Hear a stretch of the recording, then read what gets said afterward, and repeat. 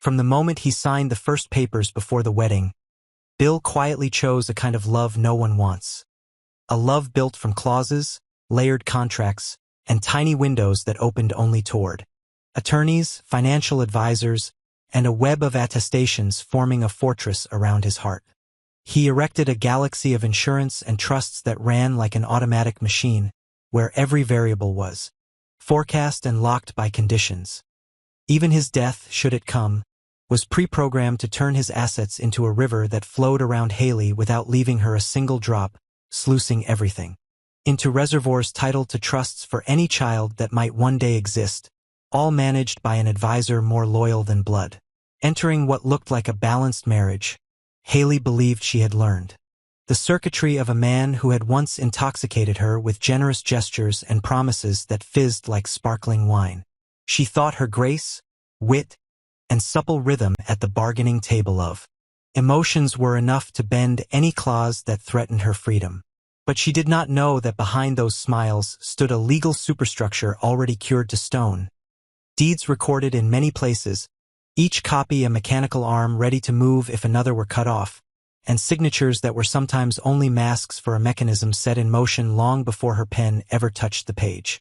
Randy entered the story like a thin shadow of ambition, well-versed in chemicals and quick to scent opportunity. He planted in Haley a plan she once swore would never be laid on the table.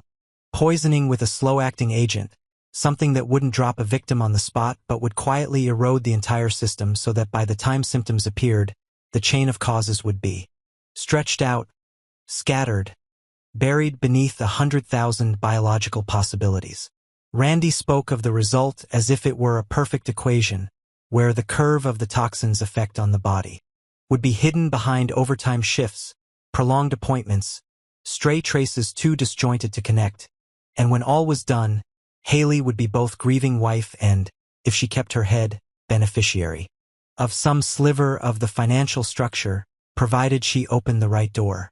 But while Randy was sketching that dark map, Caroline, Bill's trusted assistant, who had learned to hear the second hand, ticking inside contracts hundreds of pages long, caught something off in Haley's habits. A strange scent in a glass of wine, an unusual cadence of trips to the kitchen, a quick dart of the eyes at the mention of unmarked parcels, and above all, the disappearance of a few old bottles Bill kept like memories. Caroline told no one. She chose to quietly pin each detail in place, cross-check invoices, scrub through camera footage, set up a private log, and wait to see how the riddle would draw its own lines. Bill, a man who never believed in surprise, touched the suspicion as if he were touching the fuse of a game he'd invented. He swapped the wine for decoy bottles watered down, tucked recorders into picture frames and into places so ordinary they were boring, like the underside of a desk drawer. He turned the house into a psychological chessboard where each of Haley's moves would align with an automatic scoring sound, where each caring gesture of his pouring more wine, pulling out a chair, resting a hand on her shoulder, tugged a filament that rang a hidden bell. He feigned ease, distraction, long calls, and sometimes allowed himself to look worn, like a man crossing to the far shore of his health. He wanted to know if the poison was real, to see Haley's edges when she was pushed to the brink, to hear her voice in the dark when she thought no one could hear. And then one night Haley touched the thing she needed. Copies of the insurance records, the addenda, margin notes branching like cunning byroads toward a single conclusion, that if Bill died, she would walk away empty-handed while everything else slipped through her fingers like wet sand. The fire that leapt in her chest turned hesitant intent into action, driving her across lines she'd sworn not to cross. She thought, if I am to be treated as an outsider in my own life, then recklessness might be the only shred of dignity I have left. But Bill was always half a breath ahead. Haley tried to alter documents, to copy and splice revised versions that legitimized her interests, to rearrange a few harmless-looking clauses, to add explanations and seed an equivocal phrasing that might soften the asset flow in certain contingencies. She pinned her hopes on Bill's inability to accuse her openly, because to do that, he would have to expose his own machinations, admit he had booby-trapped the marriage to safeguard his wealth, that he loved while still stringing electric wire.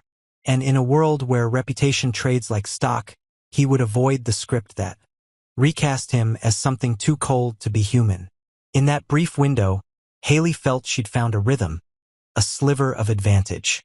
But Bill's attorney, like a safety valve installed on day one, revealed that what she'd handled was nothing but out-of-date drafts with no force, that the real system had been air-gapped, and every critical contract existed in originals stored at multiple repositories, each with its own key and independent audit schedule. Her stab had struck the decoys. The real papers, like some keen-eared animal, lay quiet in a den far beyond her reach. Desperate but suddenly lucid, as if emerging from fever, Haley left. One unannounced morning she walked out of the house, leaving a thin trail of perfume on the stair rail, a scuff of a heel on the stone floor, and a long ribbon of silence that gave the cameras nothing to record. Bill, believing his net had closed, returned to a calculated calm. He thought the game had ended not with a dramatic snap of a trap, but with the quiet unraveling of a wife who touched cold steel and chose to withdraw. But when he opened the real safe, the familiar lock gave way to a rush of emptiness. The originals were gone. The faint palm prints on the leather covers were all that proved they had ever existed. In another compartment, a recorder sat exactly where he liked to rest his favorite signing pen, its tiny light blinking like a laughing eye. The message left behind wasn't a confession or an apology. It was a dry challenge, a simple, ruthless resetting of the rules. Now it's your turn to guess. How many exits there are, how many copies, how many hands hold the keys. Caroline stood at a fork that didn't need signposts. She knew Bill the way one knows the structure of a well-tuned experiment. At the same time, she saw in Haley not merely a woman scaling a fence around wealth, but someone beginning to ask whether she had been the victim of a marriage program to exclude her. Loyalty to Bill tugged her toward duty. Conscience dragged her toward the ethical question. She had seen contracts as harsh as winter wind, knew how clauses land in real lives, and had watched numbers turn people into tools. Now, with Bill's advantage gone, she had to decide whether protecting a brilliant construct or sparing someone from a pre-written life lay closer to her idea of justice. Bill, meanwhile, chose calm, like a player who has won so often he knows that losing a round isn't the end. He told himself this was a rare chance to see how good his game really was, that a rule-breaking opponent might sharpen his system, that the feeling of being challenged wasn't necessarily peril. Sometimes it was the strange pleasure of a maker. He kept busy on the phone, met with lawyers, reviewed fallback procedures, opened new lines of surveillance, rang the custodians to re-verify the chain of custody.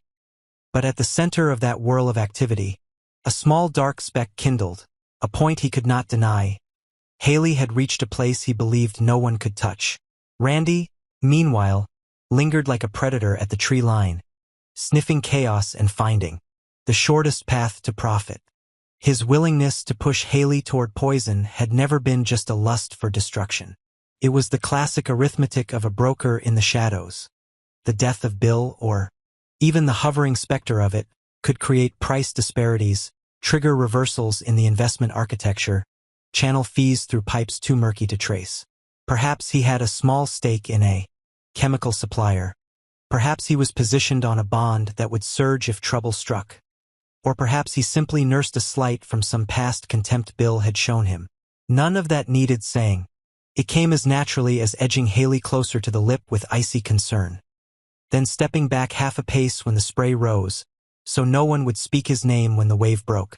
Haley left the city, with a suitcase whose weight no scale could measure. Inside were papers, chains of deeds, keys to repositories. A slice of Bill's financial history ripped from its calm as if someone had uprooted an ancient tree to see how deep its roots ran. But the heaviest thing was not the paper. It was the new state she named with silence. She did not expose, did not send the files to the press, did not run them to a rival attorney, did not peddle them on the black market. She kept them like a mirror held up to a man who had defined marriage as a system against leakage. For the first time, she truly possessed a choice, and the power of that choice lay in delaying action, in forcing Bill to live with a question instead of a conclusion. She weighed the roles cheat or victim with a right to strike back, thought about money, power, love, recognition, and realized each concept was hollow unless she redrew her own borders, lines measured not in clauses or signatures. In the house that had been a chessboard, Bill walked through each room as though touring a campaign model, reviewing exposed weaknesses, annotating failed assumptions, building new models for the most unpredictable. Leak of all, human will. He understood that Haley had not merely stolen papers. She had taken his bedrock faith in the system. Caroline watched him like an architect facing a structure whose flaw had been revealed, and chose not to touch the wound with cold counsel. She prepared the mandatory reports, updated audit calendars, and sat long before a screen plotting risk curves she once knew like an alphabet. Somewhere in those numbers, she thought she could see Haley's heartbeat, falling in, then springing free of the lattice meant to catch her, like a strange, unnamed curve foreshadowing a new cycle of forces. The story closes not with an explosion or police at the door, but with a thick silence cast from unfinished choices. Haley might send part of the file to a hidden third party, might keep it as a talisman, might vanish and begin again in a city where no one knows her, or return as a negotiator with a paper knife in hand. Bill, if he is precise to the end, will have to learn to bargain outside his safety zone and accept that the largest loss isn't money, but the illusion of invincibility. Randy, like anyone who scents opportunity, will keep betting with the wind, waiting for the scorch of secrets burned, or the musty tang of an under-the-table deal signed in a windowless room. Caroline, split between loyalty and ethics, will walk a tightrope, knowing each breath could tilt the scales. And then the questions tumble through like footnotes at the end of a contract, the part everyone skips at the start but can't shake at the finish. What does Haley truly want as she leaves with her suitcase beneath streetlights that pour like mercury rain? Money to justify what she endured, power as an antidote to being written out by clauses, love as a late rescue, or simply the plain acknowledgement that she is not a prop in someone else's play. Why was Randy so ready to push her to the edge with toxins? Was there a hidden interest beyond profit? A debt of honor, a scar from the past, or just a habit of mixing chemistry with human psychology like a parlor trick? And those granite-solid contracts and trusts, do they hide? Seems a deft lawyer could pry open, from contradictions in independent oversight to conflicts between trustee and beneficiary, from undue influence to the mental state under which a chain of powers was signed. Most of all, when Haley faces the feeling of being betrayed by the structure of marriage itself, does she still see herself as the cheat the gossips named, or has she become a wronged party with the right to retaliate with intellect, with silence, by forcing others to live alongside uncertainty? At the end of every scenario remains a void shaped like a choice, where people who live by clauses must learn to read the heart's vaguer grammar, and those who trust in schemes must accept that some battles are decided not by signatures, but by whoever has the courage to hold their silence longer.